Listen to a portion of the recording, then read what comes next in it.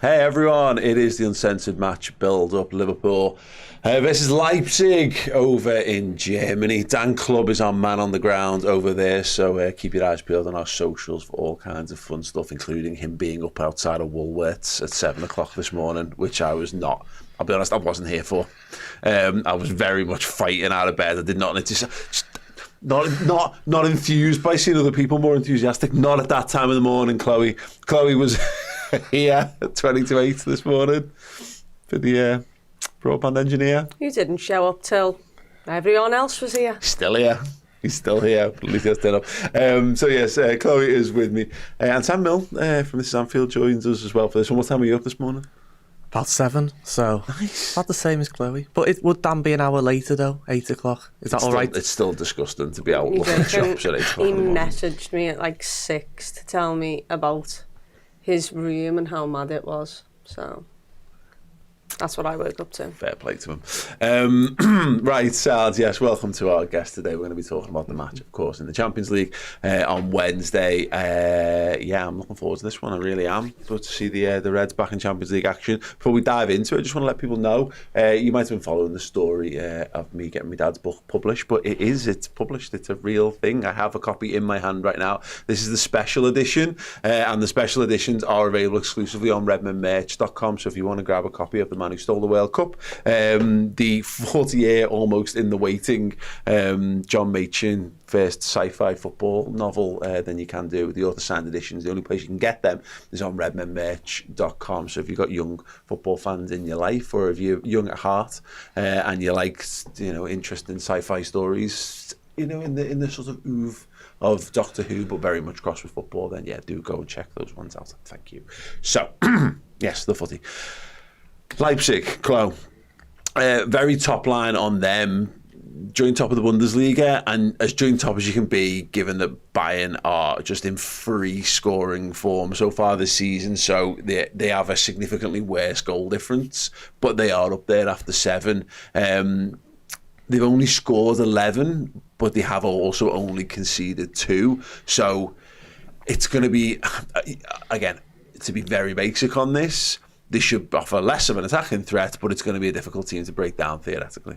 Yeah, but they've also got the pace on the counter to actually really hurt you, and they've got some really good technically gifted players as well. So you can never underestimate the opponent. We've mentioned, we will mention Xavi Simons, we'll mention Sesko, who I'm pretty sure Arsenal were massive favourites of, and he chose to turn them down to stay an extra year. And they've obviously got a Pender who knows with his fitness, but he's doing good for both Belgium and Leipzig. So it is one of them where they've got enough dangerous players on the pitch to also hurt us. So yeah, we'll have to do well to break them down. They've got a lot of pace at the back with obviously Klosterman, Lukeba, and obviously Gertrude, who we've all heard of before. And I think they've still got Gulashi in goal. Yeah. So there's a lot of familiar names there, names that you know are decent level. And Liverpool will have to go there, and they will have to take the game to Leipzig.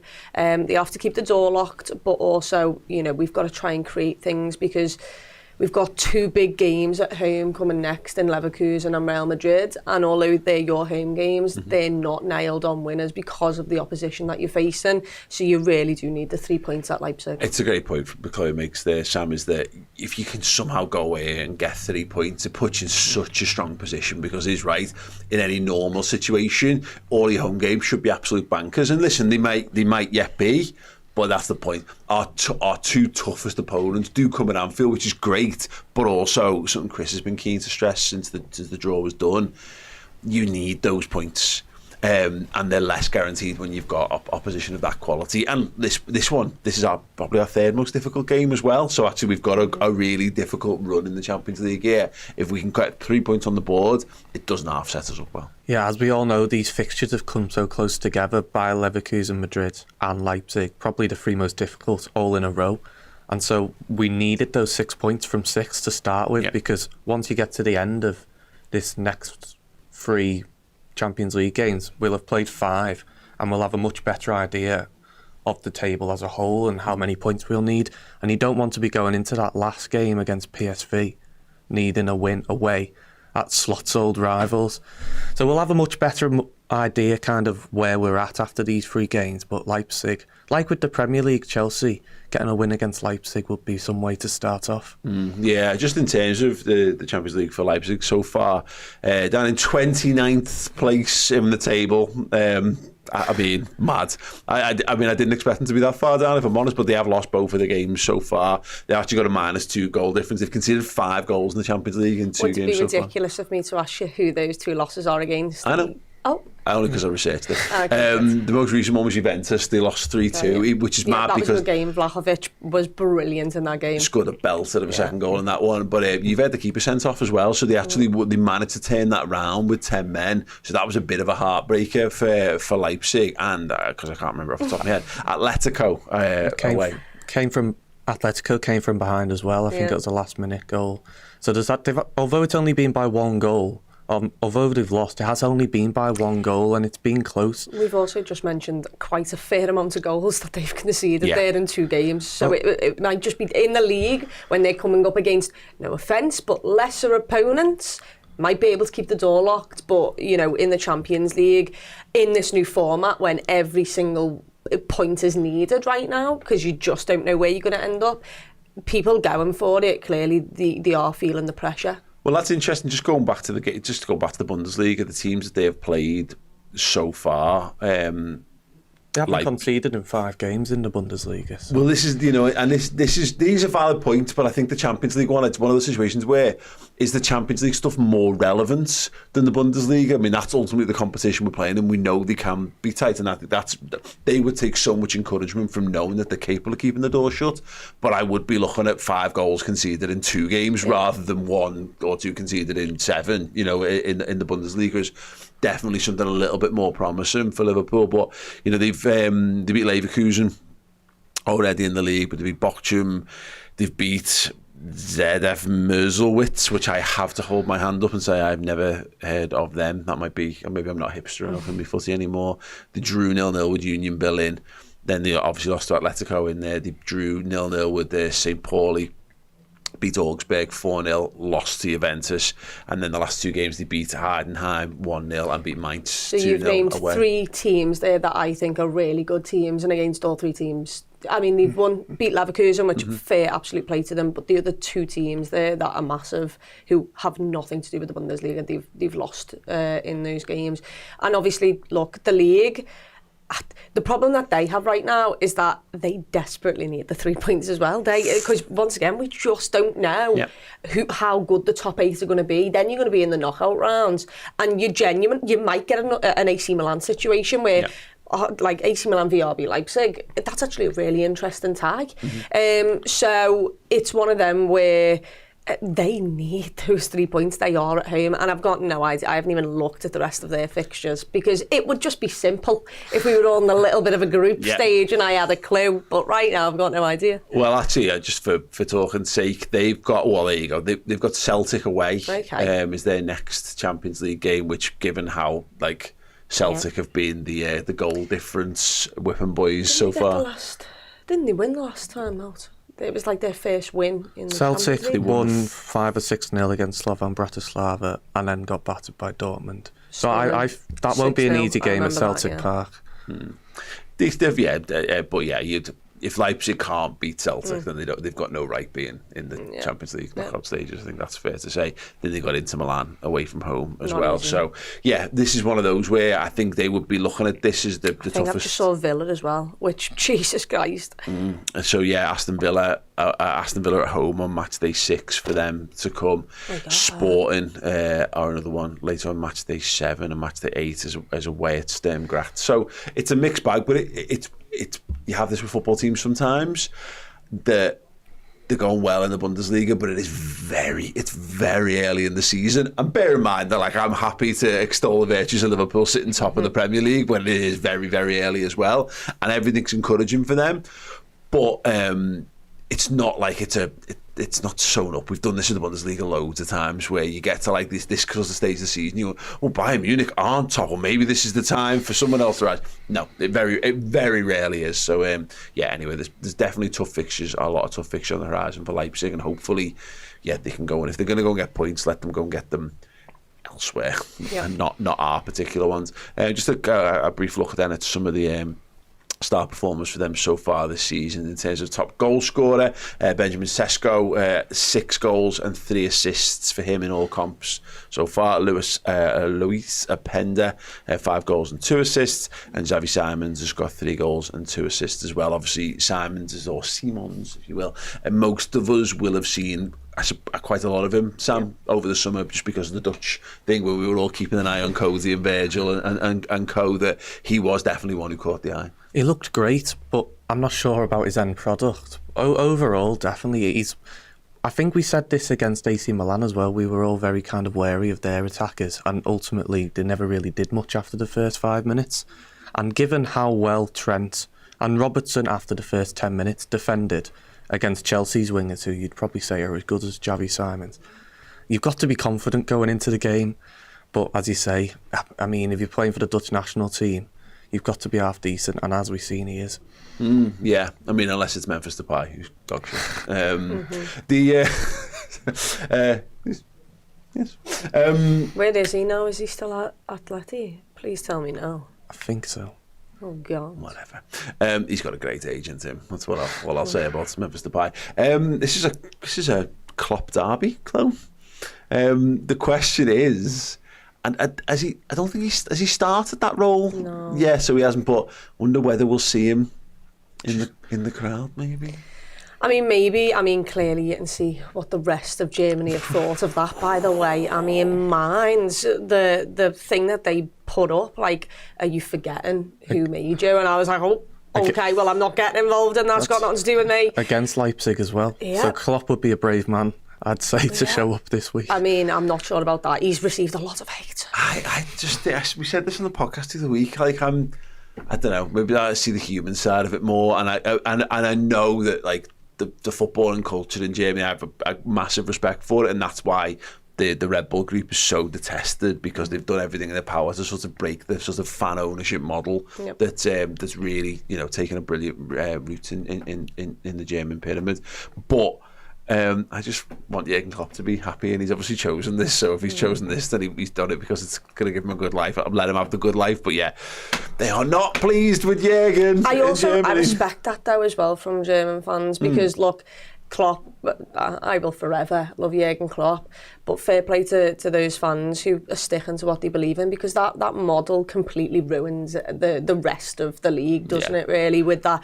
And also there's been times where I've wished that we could have more fan say and more fan involvement in the way the club's owned and things like that. So I respect both sides of it. I can see both sides. It's just absolutely mad that, you know, the way he left Mainz and how much he was adored, and just one decision can make you lose your entire legacy at a football club. Wild to me that, like, I mean, again, I just look at it, I just think people are taking it all a bit too seriously, and I don't mean, like, you know, to undermine the concept of what Leipzig are going against, fair that, but actually more that it's not like he's the manager. He's just like this figurehead guy who's going to fly around and give some hugs and do some speeches and, you know, and live his best life and watch some footy. I think we all want to kind of see Klopp as like this hero, because for me it was Steven Gerrard, and then you kind of try not to think about all the Saudi Arabia stuff, and as a Celtic fan as well, going to Rangers kind of changed it for me. And then Klopp, you're like, no, I want him to stay as this perfect human being. And so no such thing, Sam. No, we've all got like different person. social causes, and we'll have the same politics, I'm sure. And so you want to think the same as the Mainz fans, but at the end of the day, we're not in the same country, and you're like, we've got that many different things going on. You don't want to like get invested in everything. So I've not really looked into it as much, which I really should do. Yeah. But you, as I say, you can't fight the fight for everything. If it was happening in this country, I'm sure we'd be there with a banner. Yeah, absolutely. We have. I have double standards when it comes to Jurgen Klopp. Let's say that, but fair enough. Okay, we're going to take a short break, but we've got a trivia question before we do. I want the people in the studio to do this, but also at home you can play along using the comment section. Name the starting 11 the last time we faced Leipzig in the Champions League. After this. Hey guys, how would you like the chance to win this? A retro LFC shirt signed by an Anfield icon, John Barnes. At the end of October, we'll be giving this away to one of our Redmen Plus Legends subscribers. So if you head over to redmenplus.com now and join us as a legend, you'll be in the prize draw at the end of the month and you could win this. Not only that, you get access to our amazing content, both in video and podcast forms. You get access to the Discord group, you get priority on live event tickets, but most importantly for you guys, you got a chance to win this, a shirt signed by Mr. John Barnes. Redmenplus.com, become a legend, and yeah, good luck, one of you will be winning this.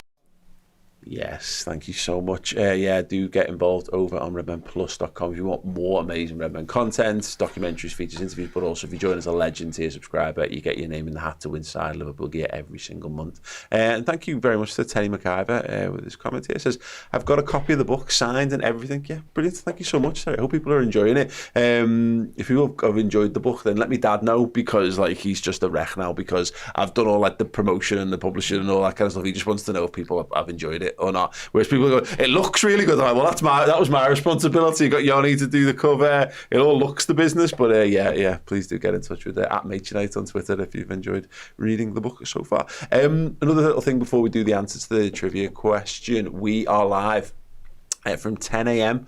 tomorrow morning. We're doing a 12/13 hour live stream to raise funds for Zoe's Place in Liverpool. If you're not familiar with the plight of Zoe's Place, it's a baby hospice. It's provided incredible counsel and care and support for basically sick children on Merseyside for a number of years. It's a huge part of the community. It's 5 minutes away from where my kids went to school. It's touched so many hearts and so many minds, and ultimately helped so many families and young children in Liverpool, but it desperately needs funds. So we and look, we're amongst many others across the city have kind of leapt up. Some people doing all kinds of brilliant things. People running marathons, and people doing whip rounds in the office, and major companies like Monterex found $100,000 to donate towards it. Sensational stuff. We are live on the internet talking football. We've got people from all across the YouTube football scene as well. So obviously like Mark Goldbridge and Adam McCullough and Boovy. Can't wait to see if we can destroy him the way that Chloe destroyed him on the overlap recently. That'll be good fun. James and Flav, but then we've also got some actual stars. Jamie Carragher is going to be joining us live on Zoom from London as he prepares for his Champions League work. We've got Jay Spearing should be coming in, and Neil Mellor, and also, perhaps some might say most importantly, the King, Kenny Dalglish, is going to be in. I was in the room when he rang Chris yesterday to confirm that he was coming, and Chris had a moment where his phone rang. We were in a conversation over the phone, and he just turned it, and it just said Kenneth Dalglish on it, and we were like, oh, Chris handled himself spectacularly, I have to say. So join us here live on YouTube all tomorrow, all the way through to this match, the Leipzig game. We're going to be doing the watch along for that, and then post-match as well, and hopefully raising as much money as we possibly can for a wonderful cause in Zoe's Place. They're just giving pages up right now. I think just giving / I think Chris page / Redmen TV, but if you just type in just giving Redmen TV, it'll come up on Google, and you can start donating from now if you so wish to do that. Okay, trivia question. What was the starting 11 the last time we played Rasenballsport for Leipzig in the Champions League? Chloe, you asked me during the break what the context around this was. It was Wednesday the 10th of March 2021. Do you remember where we played them? In a random stadium that was empty. We did. We played them in the Puskás Arena in Hungary. Yep, that makes sense. Which became our home away from home. We played both legs of this game at that stadium. Christ alive. Because of COVID lockdown rules, you could go to Hungary, but you couldn't come to us or them. Right. I'm going to hide this so you can't see it. Cool. Now, Sam has just done the whole squad for This Is Anfield, so I don't feel as though it's a fair game for you to have, because you know every player who was involved for Liverpool on the day, right? Hopefully. Who was in goal, Chloe? COVID, Ali. Ali, correct. Can you name the back four? Fabinho, is that when he decided to play? But did he play in midfield? Fabinho played in midfield. Okay. I remember Jordan Henderson had a spell at centre-half at one point, wasn't in this game? This is after that. Okay, Ozan Kabak. Ozan Kabak, correct. Nat Phillips. Nat Phillips, correct. Trent, was he alive and well? Robbo. Yeah, perfect. Okay, Fabinho. Yeah. Did Jordan Henderson play? He did not. He's didn't. injured by this point. Curtis Jones. No. Curtis Jones played in the first leg. Started the first leg. Okay, 2021. Naby Keita. I mean, he was never fit anyway, so I've really. Naby Keita was on the substitutes bench. Oh, so we had James Milner. No. How many Also on the midfielders bench. did we have? Liverpool Alex had an abundance. Oxlade-Chamberlain. Also on the bench. No. What? No. 2021. Come on. Wijnaldum. Yep. Yeah. Gini Wijnaldum. And I'm then missing another midfielder. I don't want to say Harvey Elliott. star signing of the summer. Oh, Thiago Alcantara, and then I mean, once again, he was also injured half the time. So he was back by this point and not playing. Not playing holding mid for us. Salah, yeah. Mane. Firmino. No. Divock Origi. No. Takumi Minamino. No. Oh, that's dead upsetting. So do the one. Still plays for us, Diogo Jota. Sorry. When did that Midtjylland game happen? Because that's all I remember from Cavert. And in my eyes, he didn't play a single thing until we actually were all back in the stadium. This was We played Midtjylland? In my opinion, or whatever it was. I don't know what it was the game called. where we rotated the team. We rotated the team. I said you didn't rotate the team, but we did rotate the team. Yeah. But Jota was in the rotated team. In a game that we did not need any points anyway, did we play Billy? Did Billy Cometio come in that game? Quite possibly. Anyway, random note I'd forgotten. Justin Kluivert was playing for them at the time. The one who plays for Bournemouth. The one who heroically dethroned champions-elect Arsenal at the weekend. There you go. If you got all that right in the comments, you're an absolute genius. Let's see what we got here. Kat here had a go. Got Kabak right. Got Hendo wrong. Jones wrong. Bobby wrong. But the fact that, Harwich says probs Kabak at centre-back. Was right, but not with Fabinho. I'm just proud of us all for remembering that Hendo had a spell at centre-half, because that was mad. It was the derby, wasn't it, where he starts centre-half and does he get injured, maybe, or does he go centre-half? Anyway, Henderson's season gets cut short because of injury in that one. Everyone's did, basically. I like how I felt like we had no players, and I named about five substitute midfielders who somehow... These games, this for me was the turning point in our season, because actually I've always felt getting out the country for a bit, and they went away, and it kind of cleared the heads and cleared the air a bit in the Champions League. It was a bit of a palate cleanser, and then when we come back, it's still not perfect. We still have a couple of dodgy results, but actually these were really the Puskas Arena as well. Liverpool's. We also decided to play centre-backs at centre-back and midfielders in midfield. Shocking, right? Which helped. Absolutely shocking. Who knew? Maybe it'll catch on. Okay, brilliant. If you got that in your own head, no one got it in the comments. And why would they? Because it's absolutely mental. More power to everyone who named Ozan Kabak, so especially to Chloe Bloxham. Well done. Okay. It was his song. That is the only thing that I remembered of that man. We still got that. We gave it away, I'm pretty sure. Did we give it away? One of my favourite things ever, that. Okay, so on to the Reds. What do we think, team-wise? You would imagine Jota will be out for this one. Chiesa, unless he just makes a miraculous reappearance, I can't see him being in contention to start this one either. So you're back with a choice of, do you start Diaz, having benched him at the weekend, but you've got Arsenal to think about, or do you let Cody Gakpo continue and maybe run the risk of Diaz losing a little bit of rhythm? What are you doing? Well, Arsenal is the bigger game, so for me, some substitutes are happening here. I'm bringing Costas in off the back. Yeah. I thought Robbo had a real tough 30-35 minutes, but in the second half I thought he was brilliant. I think you kind of have to keep the rest of the back four. You could try and start Joe Gomez if you really, really wanted to. Obviously, there was news that Trent was apparently, he picked up a knock. He didn't train the day before.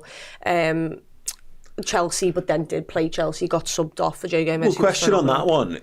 In terms of like style and what we're looking for, because I thought Gomez was impeccable when he came on, but then the game state was very much Liverpool looking to keep Chelsea out.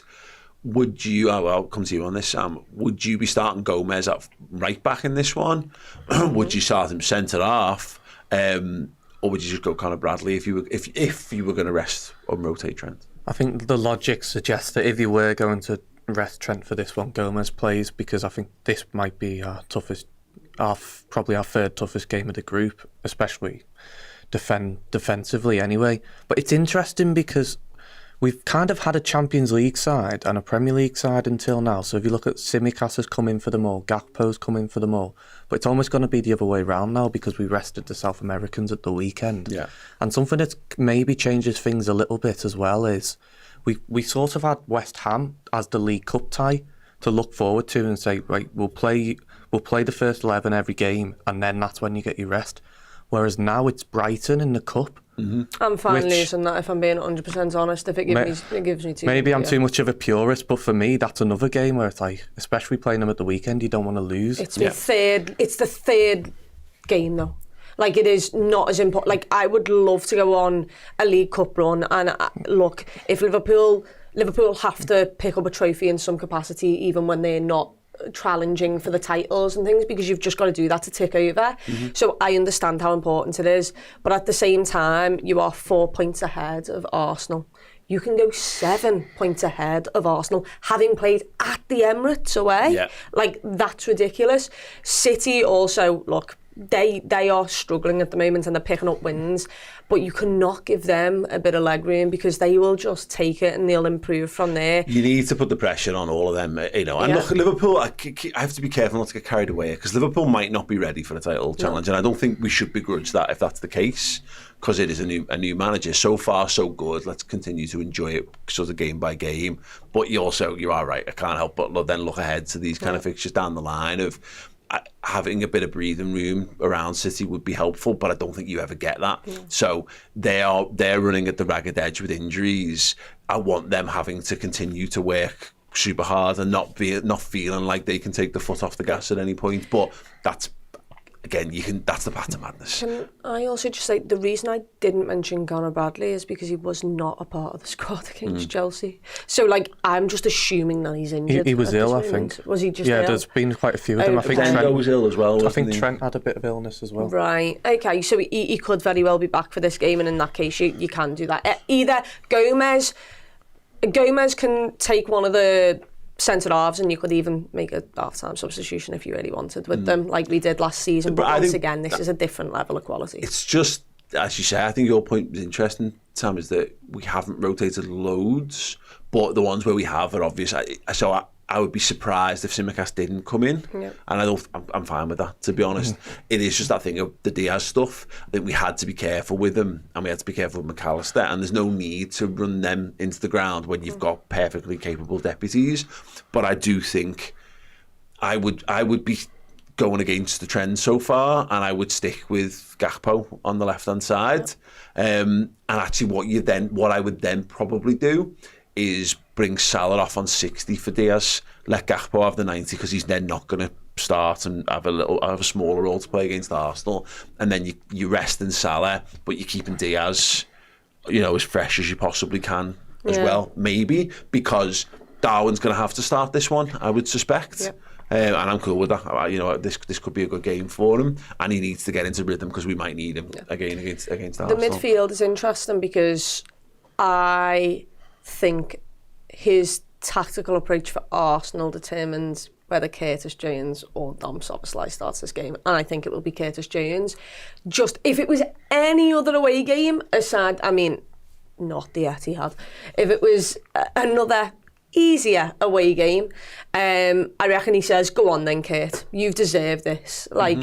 But it's Arsenal away, and we know how much Dom gives to the press of this team, and I just think Slot will think that is needed away from home. We're going to find out this week, and obviously if Curtis gets the opportunity against Leipzig, it's on him to take it. None of this is definitive as such, but is was Curtis in that team because his first choice, McAllister, we was being careful with him, and does therefore McAllister come straight back in?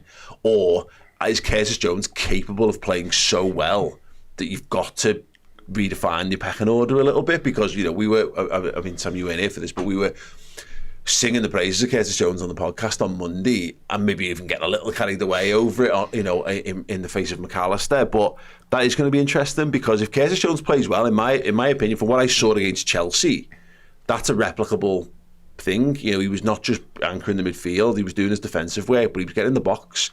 McAllister hasn't done lots of that this season. Szoboszlai's not been doing it enough either. He's providing a threat, or provided in that game a threat that I haven't seen too much of the others. So it's going to be another potential lesson that we're going to learn about how Slot approaches things in this next couple of games. Definitely, and I think, not to say Szoboszlai was poor against Chelsea, but on the ball anyway, he definitely wasn't anywhere near as good as Jones or Gravenberch. And it's been a bit of a running trend now. Szoboszlai has his merits, and as you say, I think this is why he plays against Arsenal, but maybe drops out for Leipzig.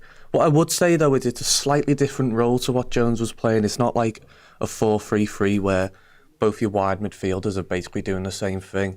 Szoboszlai almost was like a second centre-forward at times in the press. And that's not to say that Jones can't do it. I think we saw him do it a bit in the second half against West Ham in the League Cup. But it is a slightly different position. Mm-hmm. It's what Harvey Elliott was doing in pre-season. And Jones wasn't playing there, and he hasn't done that really under Slot yet. So that could come into his thinking as well. There's also a thing, though, when you got Darwin Núñez playing centre-forward, you want him dropping off less. Yeah.